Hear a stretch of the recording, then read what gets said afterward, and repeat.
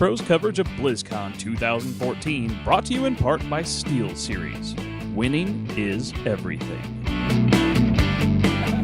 Hey guys, I'm here with TJ and Jimmy. They went to the Diablo panel, so of course we want to talk Diablo. We want to find out what they found out. A quick rundown of that panel today. So of course the big thing they were talking about was 2.1.2. So what do you guys have to say? What were your heavy hitters, your most awesome things that you got from 2.12? We'll start with Jimmy. Kind of start with the randomness and fun of Diablo that we all really love.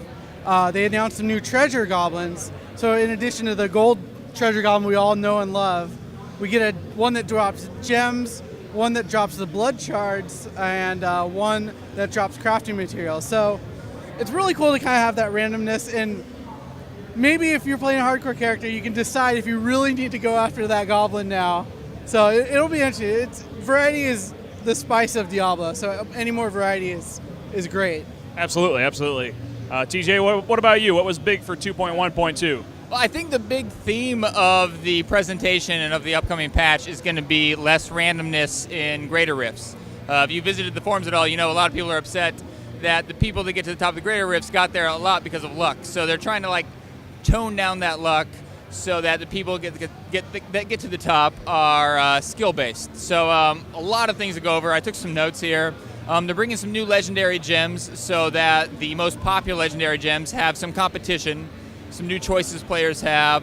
They are buffing the pylons other than the conduit pylon. Right now, to get to the top of the leaderboards, you really have to get a conduit pylon. So they're buffing the other pylons to make them about the same amount of power as the conduit, and then they're balancing the amount of pylons you get in an individual rift so that it's going to be more even between players.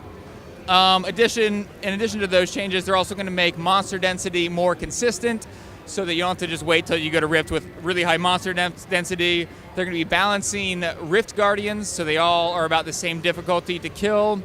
They're removing dead ends. A lot of times in greater rifts, you'll go for 5 minutes, hit a dead end, and you have to backtrack.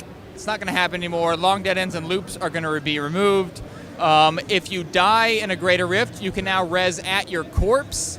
You'll have a delay timer, but it won't be that randomness about how close you are to a nearest checkpoint. They're adding some new conquests, and of course, in Season 2, we'll also get some new transmog. And maybe Jimmy could talk more about the gear we're going to get in the next season as well. Jimmy, you got some notes on the gear? Yeah, the transmog stuff looks really cool. They actually showed what the full set is hopefully going to look like by the end of Season 3 or 4, I think. The most exciting thing for me is I play a wizard, just like Archon over here, was there's a new bracer set coming out in Season 2 to really buff twisting nether, right? Is that the twist? Twister. Sorry. Twist. So many spells with Twister in it. But it has a chance when it hits an enemy to bring in enemies from 30 yards away or something like that. So we could see hopefully a return to that kind of melee glass cannon build. That was really fun at the end of the original Diablo 3. Yeah, what about ancient items as well they talked about? And ancient items as well. They announced that, and there's going to be a 5% chance at Torment 1, going all the way up to 15% chance at Torment 6. And these are just legendaries that can roll even higher than the current legendaries in the game. And they showed a two-handed sword. I forget what the exact sword was, but it was roughly 30% better in power. It went from a 3,000 DPS sword to 4,000, and that'll obviously bring some longevity to people who have already filled out their whole sets, and they're pretty happy with their rolls, and just more items. That's what Diablo is. Yeah, it sort of adds another tier because, especially with Reaper, rare has become the most common. So really wanting that extra level above and beyond, that's good.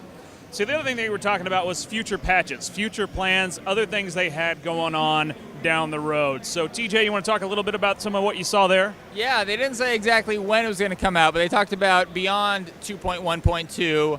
They'll be introducing a new zone in Act 3 called Secheron. Can't remember exactly. It ties into lore in D2, which people know.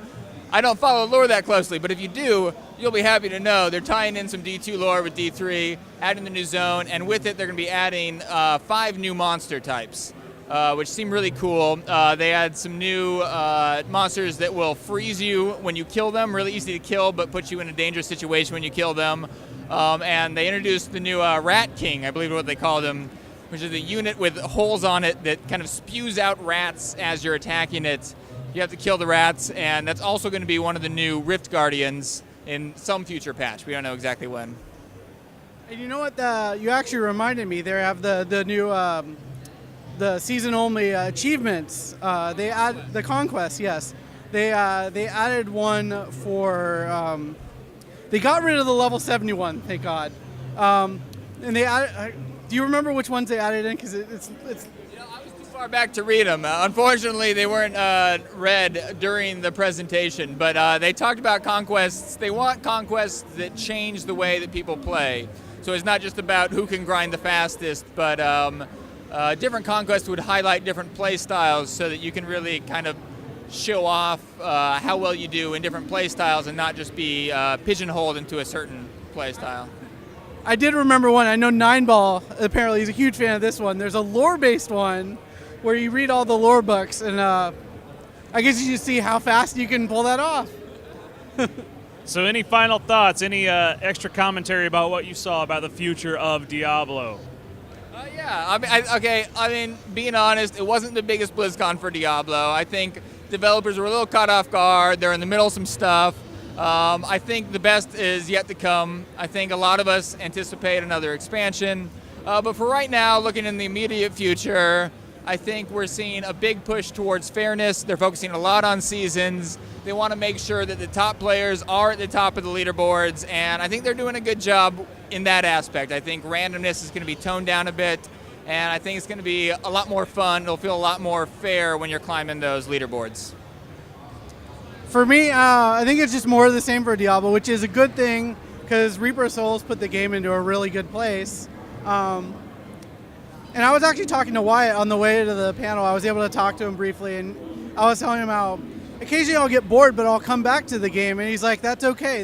We're okay with that. We do want you to come back, though, obviously, and play it again. But it is a game that you can pick up and come back to later on. And it was a fun panel. It was a lot more information than I thought we would get, to be honest. Well, thanks so much, guys, for attending the panel and giving everybody a rundown of what you saw there. Thanks for watching, guys.